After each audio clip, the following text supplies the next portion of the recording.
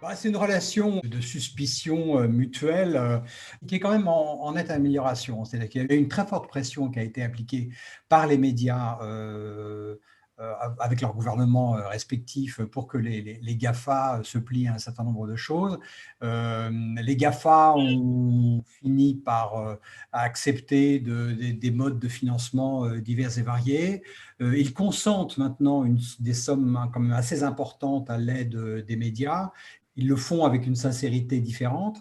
D'ailleurs, j'aime pas trop moi le terme GAFA parce que je trouve qu'il recouvre des spécificités tellement différentes. On a quand même affaire, quand on parle des GAFAM, à des entreprises qui ont des tailles différentes, des business models différents, des structures différentes, des histoires complètement différentes, des philosophies parfois complètement opposées. Il y a des boîtes comme moi, je fais un gros différentiel, par exemple, entre Google et Facebook. Je connais mieux Google que je ne connais Facebook.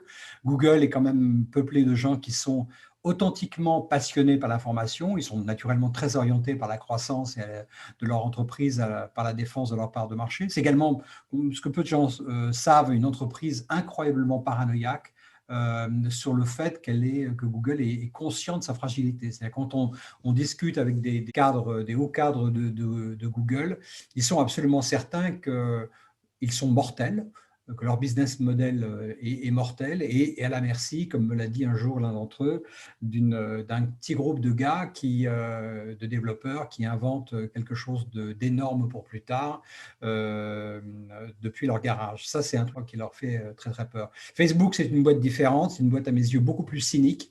Je pense que Facebook est un agent de destruction de la démocratie absolument gigantesque. Et donc, moi, je fais une grosse différence entre les autres. Et puis, quant à Amazon, l'Amazon, c'est une boîte qui est essentiellement caractérisée par une très grande intelligence de business, mais également une très, très grande brutalité dans ses pratiques internes et ses pratiques commerciales. Donc finalement, les médias ont plus à craindre encore de Facebook que de Google.